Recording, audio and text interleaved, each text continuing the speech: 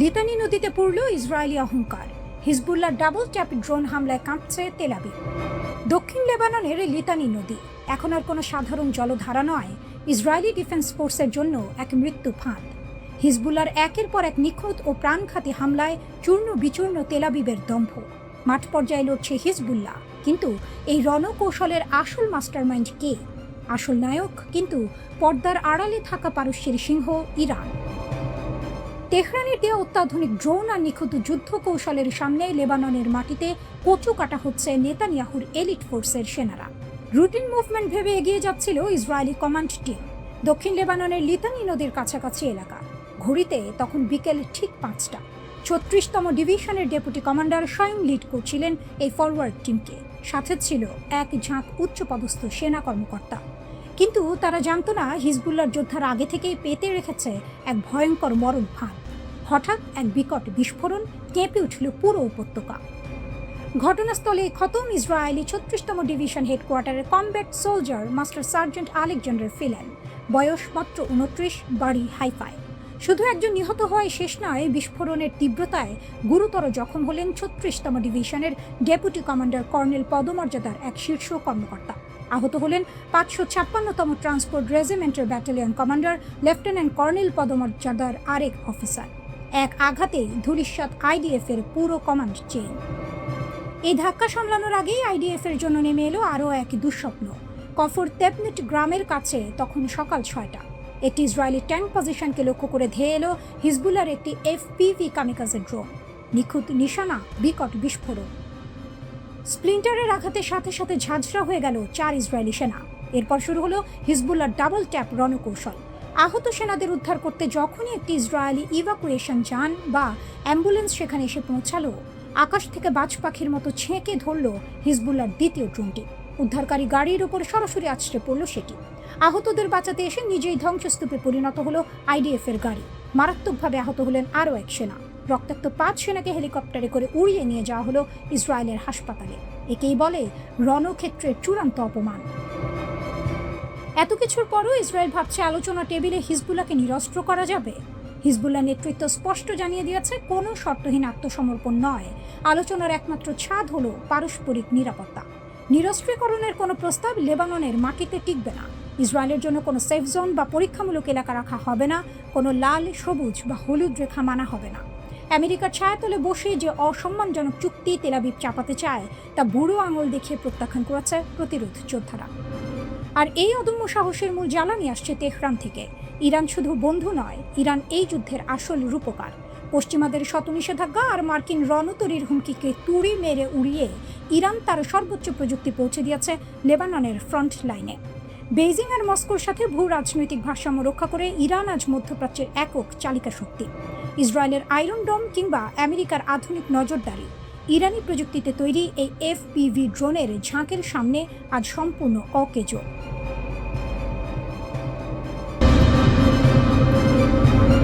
ইসরায়েলের আকাশে আগুনের ফুলকি উঠতেই মধ্যপ্রাচ্যের বাতাস বদলে গেল। বেজ শেমেশের রাত যেন আচমকা যুদ্ধের মোহরা নয়, বরং ইতিহাসের গোপন দরজা খুলে দেয়া এক বিস্ফোরণ। যে বিস্ফোরণের শব্দ শুধু কংক্রিট না পায়নি, কাঁপিয়ে দিয়েছে তেল আবিবের আত্মবিশ্বাসও। আর ঠিক সেখানেই নতুন করে নায়কের আসনে উঠে এসেছে ইরান। কারণ বহুদিন ধরেই তেহরান বলে আসছিল, ইসরায়েলের তথাকথিত অভেদ্য ঢাল আসলে কাঁচের দেয়াল, এক ধাক্কায় চুরমার হয়ে যেতে পারে। বেজ শেমেশের বিস্ফোরণ ছিল যেন ধোঁয়া উঠলে আগুন কোথাও না কোথাও জ্বলছেই প্রবাদটির জীবন্ত সংস্করণ। ইসরায়েলি কর্তৃপক্ষ বলছে এটি ছিল পরিকল্পিত পরীক্ষা। কিন্তু প্রশ্ন উঠছে, যদি সবই নিয়ন্ত্রণে থাকে, তবে রাতের অন্ধকারে এমন তীব্র বিস্ফোরণের দরকার কি ছিল? কেন আশেপাশের বাড়িগুলোর জানালা উড়ে গেল? কেন সামাজিক মাধ্যমে ছড়িয়ে পড়া ভিডিওতে দেখা গেল আকাশ ছুঁয়ে ওঠা আগুনের মেঘ? ঘটনাস্থল ছিল টোমার নামের একটি রাষ্ট্রায়ত্ত প্রতিরক্ষা প্রতিষ্ঠানের টেস্টিং জোন। এই প্রতিষ্ঠানই ইসরায়েলের ক্ষেপণাস্ত্র ও রকেট প্রযুক্তির গুরুত্বপূর্ণ কারিগর। আঙুলের ডগায় আগুন নিয়ে খেলা করতে গিয়ে যে হাত পুড়ে যেতে পারে, সেই পুরনো সত্যটাই যেন হাড়ে হাড়ে টের পেল তেল আবিব। সবচেয়ে বেশি আলোচনা এসেছে অ্যারো ক্ষেপণাস্ত্র প্রতিরক্ষা ব্যবস্থা। ইরানের ব্যালিস্টিক ক্ষেপণাস্ত্র ঠেকাতে এই ব্যবস্থার উপরেই নির্ভর করে ইসরায়েল। কিন্তু বিস্ফোরণের পর আঞ্চলিক বিশ্লেষকদের প্রশ্ন, এই ছাতায় কি বড় ফাটল ধরেছে? গোদের ওপর বিস্ফোরার মতো ঘটনাস্থলের কাছেই রয়েছে সেদত মিখা ঘাঁটি, যাকে দীর্ঘদিন ধরেই ইসরায়েলের কৌশলগত ক্ষেপণাস্ত্র অবকাঠামোর অংশ হিসেবে দেখা হয়। ফলে সন্দেহের আগুনে ঘি পড়েছে আরও বেশি। কেউ বলছে দুর্ঘটনা, কেউ বলছে নাশকতা, কিন্তু একটা বিষয় পরিষ্কার, ইসরায়েলের নিরাপত্তা বলয় নিয়ে যে অহংকার ছিল তাতে বড়সড় চিট ধরেছে। আর এই মুহূর্তে ইরান যেন দাবার বোর্ডের সেই খেলোয়াড় যে কম কথা বলে কিন্তু চাল দেয় নিখুঁতভাবে। গত কয়েক বছরে তেহরান বারবার দেখিয়েছে যুদ্ধ শুধু বোমাগুলি দিয়ে হয় না, মনস্তাত্ত্বিক চাপও এক ধরনের অস্ত্র। ইরানের কৌশল ঠিক সাপও মরবে লাঠিও ভাঙবে না ধরনের। সরাসরি পূর্ণাঙ্গ যুদ্ধে না গিয়েও তারা এমন এক চাপ তৈরি করেছে যাতে ইসরায়েল সবসময় অস্থিরতায় ভোগে। হিজবুল্লাহর সাম্প্রতিক হামলাগুলো সেই চাপকে আরও ঘনীভূত করেছে। দক্ষিণ লেবাননে একদিনে 33টি আক্রমণ, রকেট, ড্রোন, আর্টিলারি, বিস্ফোরণ, সব মিলিয়ে যেন আগুনে ঘি ঢালার পরিস্থিতি। সীমান্ত জুড়ে এখন এমন এক অবস্থা যেখানে চোরের 10 দিন, গৃহস্থের 1 দিন প্রবাদটি নতুন অর্থ পাচ্ছে। বহু বছর ধরে ইসরায়েল আকাশে আধিপত্য দেখালেও এখন প্রতিপক্ষেরা শিখে গেছে অসম যুদ্ধ কিভাবে লড়তে হয়। ইরানের শক্তি এখানে, তারা বুঝেছে আমেরিকার মতো সুপার পাওয়ারের সঙ্গে ট্যাঙ্ক বনাম ট্যাঙ্কের লড়াইয়ে নামলে ক্ষতি বেশি। তাই তারা তৈরি করেছে প্রক্সি নেটওয়ার্ক, ড্রোন বাহিনী, ক্ষেপণাস্ত্র ভান্ডার এবং মনস্তাত্ত্বিক যুদ্ধের কৌশল, যেন নদীর স্রোতের মতো। চোখে শান্ত কিন্তু ভিতরে প্রচণ্ড টান। মধ্যপ্রাচ্যে এখন যে নতুন সমীকরণ তৈরি হচ্ছে, সেখানে ইসরায়েলের প্রতিটি দুর্ঘটনাই রাজনৈতিক ভূমিকম্পে পরিণত হচ্ছে।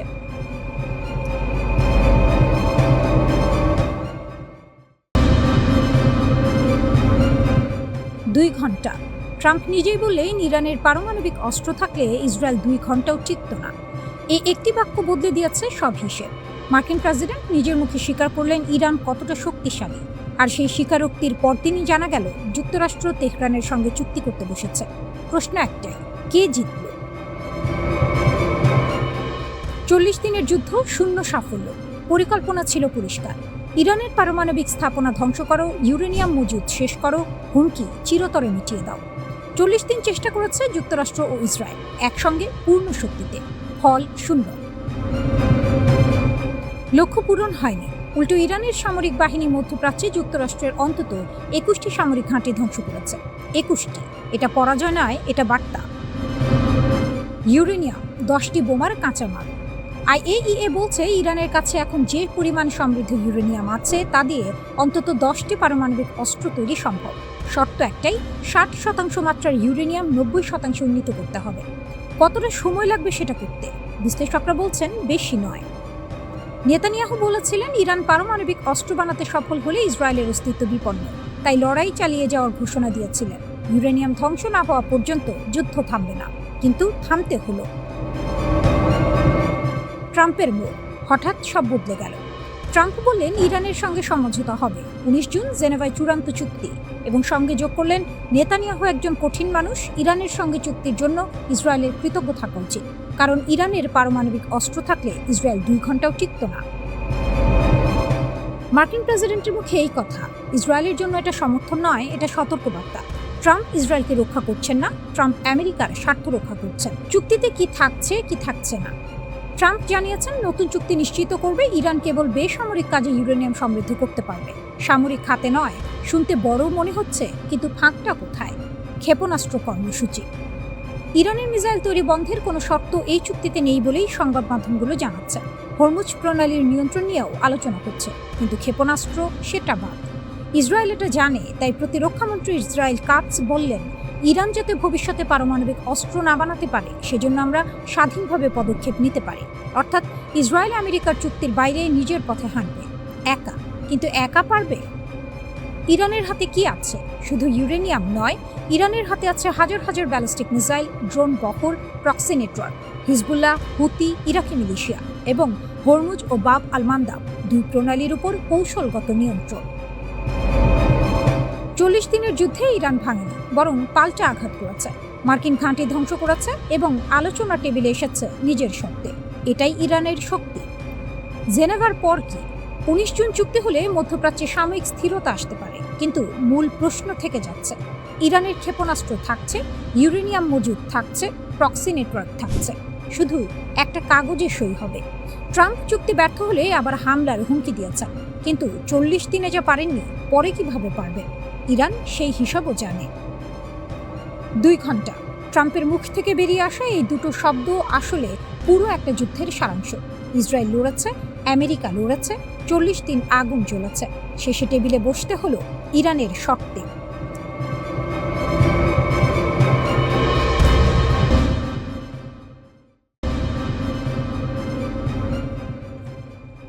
আমেরিকা হামলা করলো, ইসরায়েল হামলা করলো, গোটা পশ্চিমা দুনিয়া ঝাঁপিয়ে পড়ল। তবুও ইরান দাঁড়িয়ে আছে। শুধু দাঁড়িয়ে নেই, মাথা উঁচু করে দাঁড়িয়ে আছে। এই সংঘাতে দুই পক্ষের লক্ষ্য ছিল সম্পূর্ণ আলাদা। যুক্তরাষ্ট্রের জন্য এটা ছিল প্রভাব বিস্তারের খেলা, মধ্যপ্রাচ্যে নিজেদের আধিপত্য টিকিয়ে রাখার লড়াই, এই সাম্রাজ্যের ক্ষমতা প্রদর্শন। আর ইরানের জন্য এটা ছিল টিকে থাকার যুদ্ধ, মর্যাদা নিয়ে বেঁচে থাকার সংগ্রাম, নিজেদের অস্তিত্ব রক্ষার মহাপরীক্ষা। দুটো আলাদা লক্ষ্য, দুটো আলাদা ফলাফল। যুক্তরাষ্ট্র চেয়েছিল ইরানকে নতজান করতে, পারেনি। ইরান চেয়েছিল মাথা উঁচু রাখতে, রেখেছে। বরং আজ ইরান নিজেকে প্রতিষ্ঠিত করেছে এক নতুন পরাশক্তি হিসেবে। ইতিহাসের এই মোড়টা বুঝতে হলে একটু গভীরে যেতে হবে। প্রথম মাস্টার স্ট্রোক, অসম যুদ্ধের কৌশল। ইরান জানত সরাসরি যুদ্ধে টেকা সম্ভব নয়। মার্কিন ইসরায়েল যৌথ শক্তির সামনে প্রচলিত কায়দায় লড়াই করা মানে নিশ্চিত পরাজয়। তাই ইরান বেছে নিল ভিন্ন পথ, অসম যুদ্ধের কৌশল। এই কৌশলের মূল মন্ত্র একটাই, প্রতিপক্ষকে হঠাৎ ধ্বংস করতে হবে না, ধীরে ধীরে দুর্বল করে দিলেই চলে। ফোঁটা ফোঁটা জলে পাথর কাটে। ইরান ঠিক সেই কাজটাই করল। প্রতিটি হামলায় বড় ক্ষতি নয়, কিন্তু প্রতিটি হামলায় একটু একটু করে শত্রুর শক্তি ক্ষয়, একটু একটু করে মনোবল ভাঙা, একটু একটু করে বার্তা পাঠানো, ইরানকে শেষ করা যাবে না। এই কৌশলে ইরান বেশ ভালোভাবেই সফল হয়েছে। দ্বিতীয় মাস্টার স্ট্রোক, মোজাইক প্রতিরক্ষা। ইরানের আরেকটি অসাধারণ কৌশলের নাম মোজাইক প্রতিরক্ষা ব্যবস্থা। সাধারণত একটি দেশের প্রতিরক্ষা কাঠামো কেন্দ্রীয়ভাবে নিয়ন্ত্রিত হয়। মাথায় আঘাত করলে পুরো শরীর অসাড় হয়ে যায়, এটাই শত্রুর কৌশল। ইরান এই ফাঁদে পা দেয়নি। সে তার প্রতিরক্ষা কাঠামো পুরো দেশব্যাপী আলাদা আলাদা ব্লকে ছড়িয়ে দিয়েছে। একটা অংশ আক্রান্ত হলেও বাকি অংশ সক্রিয় থাকে। একটা ব্লক ধ্বংস হলেও অন্য ব্লক প্রতিরোধ বজায় রাখে। পুরো ব্যবস্থাটা যেন একটি জীবন্ত মোজাইক চিত্র। একটি টুকরো সরিয়ে নিলেও বাকি ছবি অক্ষুণ্ণ থাকে। সর্বাধুনিক মার্কিন সমরাষ্ট্র ইরানের কিছু স্থাপনা ধ্বংস করতে পেরেছে, কিন্তু ইরানের মূল মনোবলে বিন্দুমাত্র আঁচড় কাটতে পারেনি।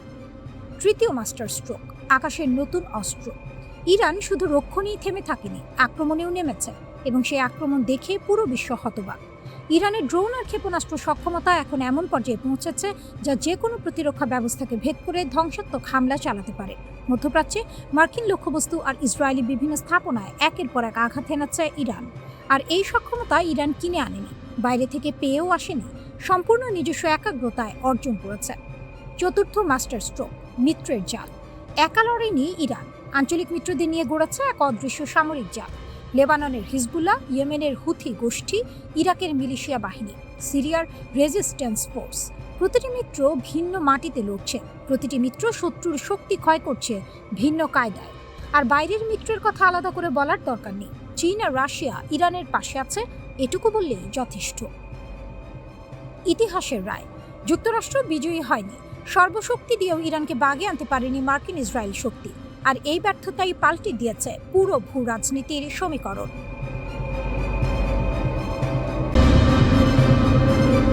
মধ্যপ্রাচ্যের আকাশে আবারও জমছে কালো মেঘ, কিন্তু এবার ঝড়টা যেন অন্যরকম, নিঃশব্দ, অদৃশ্য আর অনেক বেশি হিসেবে। প্রশ্নটা এখন সরাসরি, ইরান কি নতুন সশস্ত্র ফ্রন্ট খুলে এমন এক খেলা শুরু করতে যাচ্ছে যেখানে প্রতিপক্ষ বুঝে ওঠার আগেই ঘায়েল হয়ে যাবে? তেহরান যেন দাবার বোর্ড সাজিয়ে ফেলেছে, গুটি নড়ছে ধীরে, কিন্তু লক্ষ্য সরাসরি রাজা। ইয়েমেনের হুথিদের একটা সময়ে অনেকেই স্থানীয় বিদ্রোহী ভেবেছিল, কিন্তু সময় প্রমাণ করেছে সেই ছোট আগুনই আজ আঞ্চলিক শক্তির বিরুদ্ধে বড় চ্যালেঞ্জ। এখন প্রশ্ন উঠছে, ইরান কি ঠিক সেই পথেই হাঁটছে? নতুন আরেকটি প্রক্সি শক্তি, নতুন এক অদৃশ্য বাহিনী? যুক্তরাষ্ট্র আর ইসরায়েল যেখানে সরাসরি শক্তি প্রদর্শনে বিশ্বাসী, ইরান সেখানে খেলছে দীর্ঘমেয়াদী খেলা। তারা জানে একটি সরাসরি যুদ্ধ মানে শুধু অস্ত্রের লড়াই না, বরং অর্থনীতি, কূটনীতি আর জনমতের লড়াইও। তাই তারা বেছে নিয়েছে অন্য রাস্তা। ব্রিগেডিয়ার জেনারেল মোহাম্মদ আকরাম ইনিয়া সরাসরি বলেছেন, নতুন ফ্রন্ট, নতুন অস্ত্র, নতুন কৌশল। এই তিনটি শব্দই এখন পুরো অঞ্চলের জন্য অ্যালার্ম বেল। কিন্তু এই নতুন বলতে আসলে কি বোঝাচ্ছে তেহরান? প্রথমত, প্রক্সি নেটওয়ার্কের বিস্তার। ইরান ইতিমধ্যেই মধ্যপ্রাচ্যের বিভিন্ন জায়গায় এমন শক্তির জাল বুনেছে যেগুলো একদিকে স্থানীয়, অন্যদিকে কৌশলগতভাবে ইরানের সঙ্গে সংযুক্ত। এটা যেন মাকড়সার জাল, এক প্রান্তে টান দিলেই অন্য প্রান্ত কেঁপে ওঠে। দ্বিতীয়ত, অস্ত্রের বিবর্তন। সাম্প্রতিক যুদ্ধে শুধু মিসাইল আর আত্মঘাতী ড্রোন দিয়েই ইসরায়েলি স্থাপনাগুলোকে কাঁপিয়ে দিয়েছে তেহরান। এখন তারা বলছে এটা ছিল কেবল শুরু। রাশিয়ার সহায়তায় উন্নত মিসাইল প্রযুক্তি, দীর্ঘপাল্লার হামলা সক্ষমতা আর নতুন প্রজন্মের ড্রোন, সব মিলিয়ে ইরান যেন নিজের অস্ত্রাগারকে নতুন করে সাজিয়েছে। তৃতীয়ত, পারমাণবিক ছায়া। ইসরায়েলের প্রধানমন্ত্রী বেনিয়ামিন নেতানিয়াহু দাবি করেছেন ইরানের কাছে পর্যাপ্ত সমৃদ্ধ ইউরেনিয়াম রয়েছে, যা 90% উন্নীত করলে পারমাণবিক অস্ত্র তৈরি সম্ভব। আর ইরানের পক্ষ থেকেও ইঙ্গিত দেওয়া হয়েছে যদি আগ্রাসন বাড়ে তাহলে তারা সেই পথেই হাঁটতে পারে। এটা ঠিক যেন পিঠ দেয়ালে ঠেকে গেলে বাঘও থেমে থাকে না। এখন আসি সবচেয়ে গুরুত্বপূর্ণ জায়গায়, হরমুজ প্রণালী। বিশ্বের জ্বালানির প্রায় 20% এই সরু জলপথ দিয়ে যায়, আর সেই পথ এখন ইরানের প্রভাবের মধ্যে। মানে যুদ্ধ শুধু মিসাইল দিয়ে না, তেল দিয়েও লড়া হচ্ছে। যুক্তরাষ্ট্র এই সংকটের সমাধান খুঁজতে চীনের দ্বারস্থ হয়েছিল, কিন্তু ফল খালি হাতে ফেরা। এটা যেন ঢাকঢোল পিটিয়ে যাওয়া আর নিঃশব্দে ফিরে আসা। এই ব্যর্থতা যুক্তরাষ্ট্রের কৌশলগত দুর্বলতাকে এই সামনে এনে দিয়েছে। অন্যদিকে ইরান সময়টাকে কাজে লাগিয়েছে নিখুঁতভাবে। যুদ্ধবিরতির সময়টাকে তারা ব্যবহার করেছে পুনর্গঠনের জন্য। নতুন কৌশল, নতুন পরিকল্পনা, নতুন প্রস্তুতি। এখন তারা শুধু প্রতিরোধ করছে না, তারা প্রস্তুত আক্রমণের জন্য। মার্কিন গোয়েন্দা রিপোর্ট বলছে ইরান মধ্যপ্রাচ্য জুড়ে যুক্তরাষ্ট্রের সামরিক ঘাঁটিগুলোকে ঘিরে এক নতুন জাল তৈরি করেছে। মানে যুদ্ধ শুরু হলে সেটা হবে চারদিক থেকে চাপের খেলা। ইরান একা লড়বে না, তার নেটওয়ার্কে হবে আসল শক্তি। আর এই জায়গাতেই বদলে যাচ্ছে খেলার নিয়ম। আগে যুদ্ধ মানে ছিল দুই দেশের সেনাবাহিনীর মুখোমুখি সংঘর্ষ। এখন যুদ্ধ মানে একটি দেশের বিরুদ্ধে একাধিক অদৃশ্য শক্তির একযোগে আঘাত। এই নতুন বাস্তবতায় ইসরায়েল ও যুক্তরাষ্ট্রের জন্য চ্যালেঞ্জ অনেক বড়। 40 দিনের যুদ্ধ করলে, বোমা ফেললে তারপরও যে দেশ মাথা তোলে সে দেশকে শেষ বলা যায় না। ইরান এখন ঠিক সেই জায়গায় দাঁড়িয়ে। একদিকে ট্রাম্পের ট্রুথ সোশ্যালে যুদ্ধংদেহী পোস্ট, অন্যদিকে পেন্টাগনের অপারেশন এপিক ফিউরি 2 এর পরিকল্পনার গুঞ্জন। তবু তেহরান টলেনি, মাথা নোয়নি, বরং পাল্টা বার্তা দিয়েছে। হুমকির ভাষায় কথা বললে জবাব পাবে, সম্মানের ভাষায় কথা বললে সম্মান পাবে। ইরানের পররাষ্ট্রমন্ত্রী আব্বাস আরাকচি ব্রিক্স সম্মেলনে দাঁড়িয়ে যা বললেন সেটা কূটনৈতিক ভাষণ নয়, সেটা পোড়া মাটি থেকে উঠে আসা আওয়াজ। তিনি বলেছেন আমেরিকার হুমকি নতুন নয়, দশকের পর দশক ধরে এই ভয় দেখানো চলছে, কিন্তু ফলাফল কি? শূন্য। 40 দিনের যুদ্ধে যা পেয়েছে তার চেয়ে বেশি পাবে না। ইরান চাপে বাঁকে না, এটা তারা দেখেছে, অভিজ্ঞতা নিয়েছে। এই কথাগুলো ফাঁকা আস্ফালন নয়, পেছনে আছে একটি সামরিক বাস্তবতা যা ওয়াশিংটন ও তেল আবিবের ঘুম কেড়েছে। ইরানের হাতে আজ মধ্যপ্রাচ্যের সবচেয়ে বড় ও বৈচিত্র্যময় ক্ষেপণাস্ত্র ভাণ্ডার। মার্কিন সেন্ট্রাল কমান্ডের 2022 সালের হিসাব বলছে 3000-এর বেশি ব্যালিস্টিক ক্ষেপণাস্ত্র। শাহাব 3, সেজ্জিল, খোররামশার, এগুলোর পাল্লা 2000 কিলোমিটার পর্যন্ত। ইসরায়েল থেকে পূর্ব ইউরোপ পর্যন্ত পৌঁছাতে পারে। আর এখন ইরানি গণমাধ্যম থেকে আসছে আরও শীতল সংবাদ। 500টি আন্তঃমহাদেশীয় ব্যালিস্টিক ক্ষেপণাস্ত্র বা ICBM প্রস্তুত করা হচ্ছে। নিউ ইয়র্ক, ওয়াশিংটন ডিসি, এই শহরগুলোর নাম উঠছে সম্ভাব্য লক্ষ্যবস্তু হিসেবে।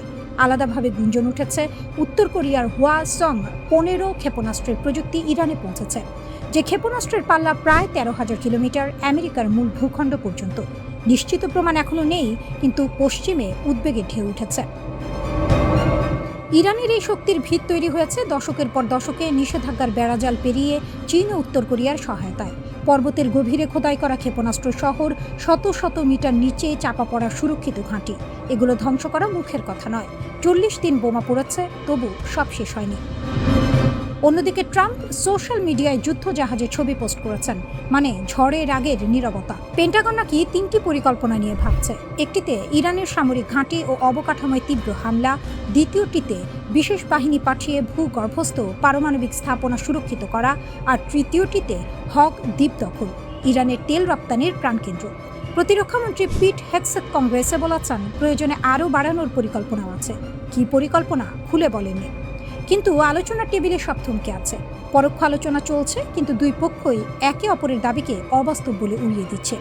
ট্রাম্প চাইছেন ইরানের পারমাণবিক কর্মসূচি পুরোপুরি বন্ধ এবং হরমুজ প্রণালী খুলে দেয়া। তেহরান বলছে আমেরিকার কথায় বিশ্বাস করার কারণ নেই, বহু বছর ধরেই তারা এই খেলা খেলছে, ফল মেলেনি। আগুনে পুড়লে সোনা যেমন আরও খাঁটি হয়, ইরানও যেন সেই পরীক্ষায় উত্তীর্ণ হওয়ার দাবি করছে।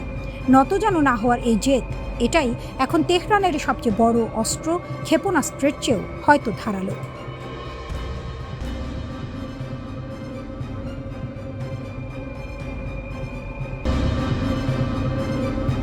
অহংকারের পতন হয় নীরবে, বোমার শব্দে নয়, বরং সেই মুহূর্তে যখন বন্ধুরা মুখ ফিরিয়ে নেয়, প্রতিবেশীরা দরজা বন্ধ করে, আর শত্রু টের পায় যে সোনার খাঁচার পাখিটা আসলে একাই আছে।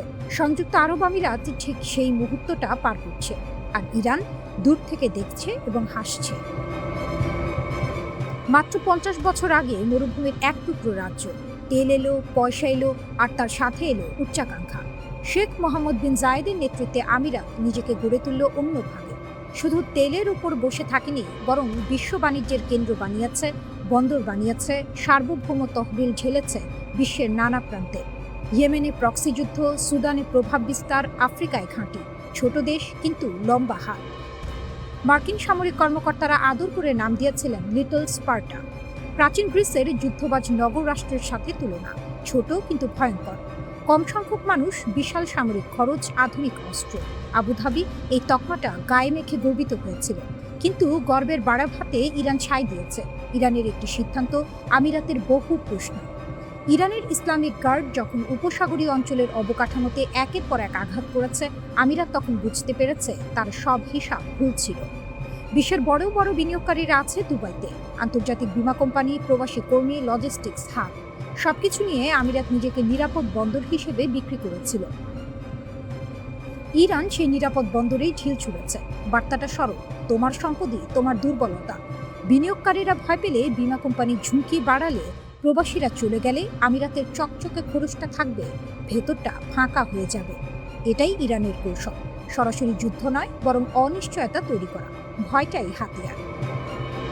বন্ধুরা গেল কোথায়? আমিরাত সবচেয়ে বড় ধাক্কা খেয়েছে মিত্রদের কাছ থেকে। রাশিয়া থেকে বিলিয়ন ডলার বিনিয়োগ এসেছে আমিরাতে। যুদ্ধ নিষেধাজ্ঞায় পড়া রুশ ধনকুবেরা দুবাইতে আশ্রয় নিয়েছে, কিন্তু সংকটের সময়ে মস্কো সামরিক সহায়তা দেয়নি।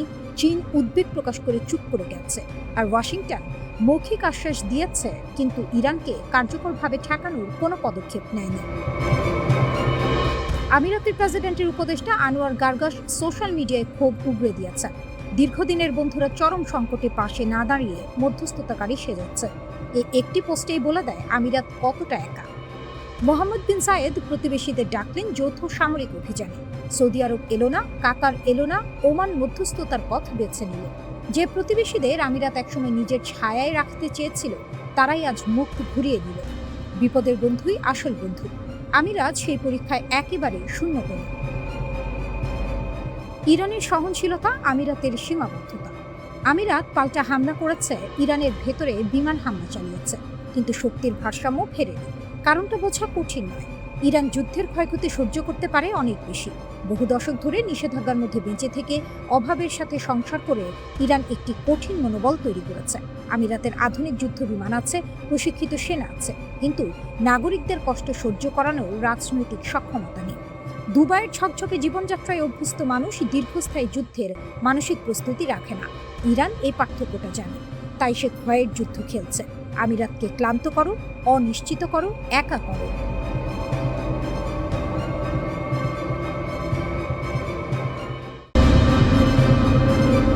আকাশে আবার যুদ্ধের দামামা। ইরানকে এবার ইউরোপ পর্যন্ত লড়াই টেনে নিয়ে যাচ্ছে। যুদ্ধের মেঘ কখনো থামে না, কখনো শুধু দিক বদলায়, আর সেই মেঘই এখন ঘন হচ্ছে ইউরোপের আকাশে। মধ্যপ্রাচ্যের আগুন কি এবার ইউরোপের দরজায় এসে কড়া নাড়ছে?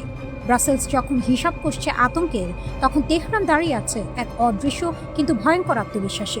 ইতিহাসের পাতায় নতুন প্রশ্ন। ইরানকে এবার যুদ্ধকে সীমান্তের বাইরে নিয়ে যেতে প্রস্তুত? একদিকে যুক্তরাষ্ট্রের প্রেসিডেন্ট ডোনাল্ড ট্রাম্পের ইরান যুদ্ধ পুনরায় শুরুর ইঙ্গিত, অন্যদিকে ইউরোপীয় ইউনিয়নের ভেতরে বাড়তে থাকা অস্বস্তি। সব মিলিয়ে যেন কূটনীতিক টেবিল উল্টে পড়ার উপক্রম। ইউরোপীয় কর্মকর্তারা এখন প্রকাশ্যে স্বীকার করছেন ইরানের বিপ্লবী গার্ড বাহিনী এর নেটওয়ার্ক নাকি ইউরোপ জুড়ে সক্রিয়, আর এই স্বীকারোক্তি ব্রাসেলসকে ঠেলে দিয়েছে এক অজানা দুশ্চিন্তার গহ্বরে।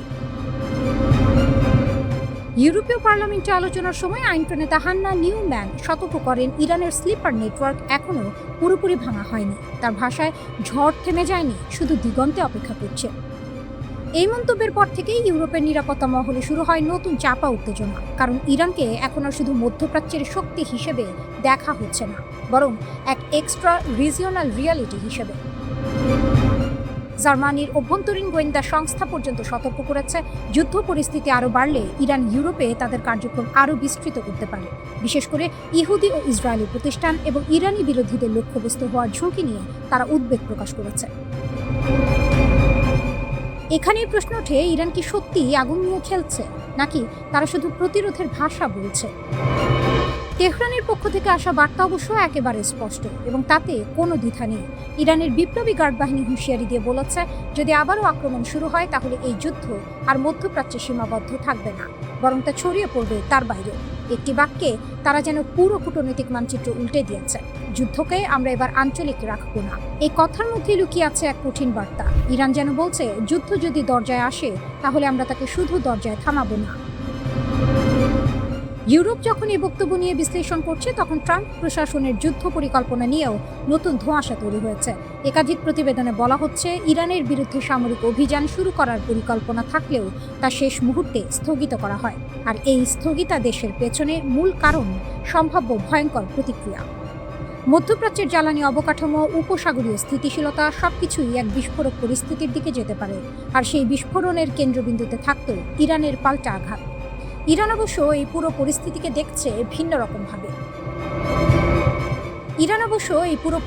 দেখছে ভিন্ন চোখে। তাদের বক্তব্য অনুযায়ী যুক্তরাষ্ট্র যুদ্ধ থেকে সরে এসেছে কারণ তারা ইরানের শক্ত প্রতিক্রিয়ার ভয় পেয়েছে।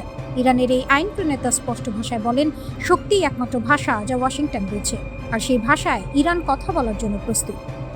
ইউরোপের ভেতরে এখন দ্বিধা, একদিকে নিরাপত্তার আশঙ্কা, অন্যদিকে রাজনৈতিক বাস্তবতা। ইরানকে থামাতে গিয়ে কি নতুন যুদ্ধের দরজা খুলে যাবে?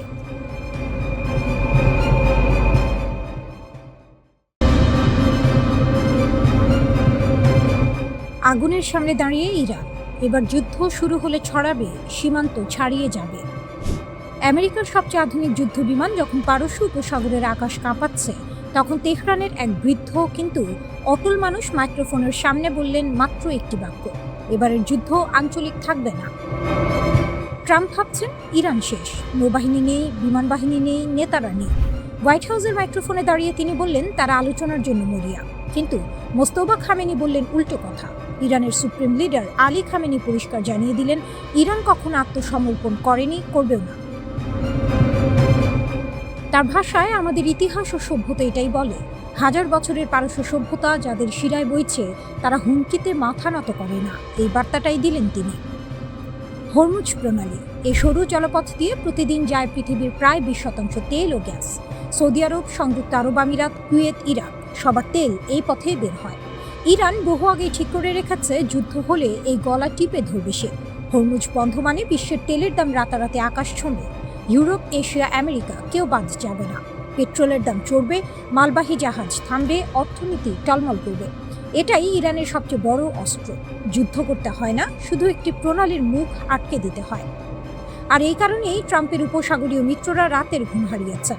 ইউরেনিয়াম যে তাস ছাড়বে না তেহরান।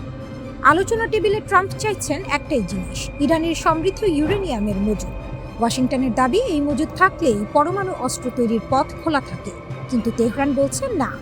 ইরানের হিসেব সহজ, এই মজুদ তাদের শেষ দর কষাকষির হাতিয়ার। এটা ছেড়ে দিলে টেবিলে আর কিছুই থাকবে না। তাই তারা বাজি ধরেছে সময়ের উপর।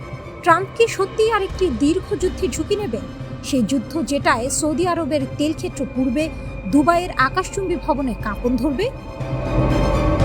1980 থেকে 88 সালের ইরান-ইরাক যুদ্ধে 8 বছর ধরে লক্ষাধিক মানুষ মারা গেছে।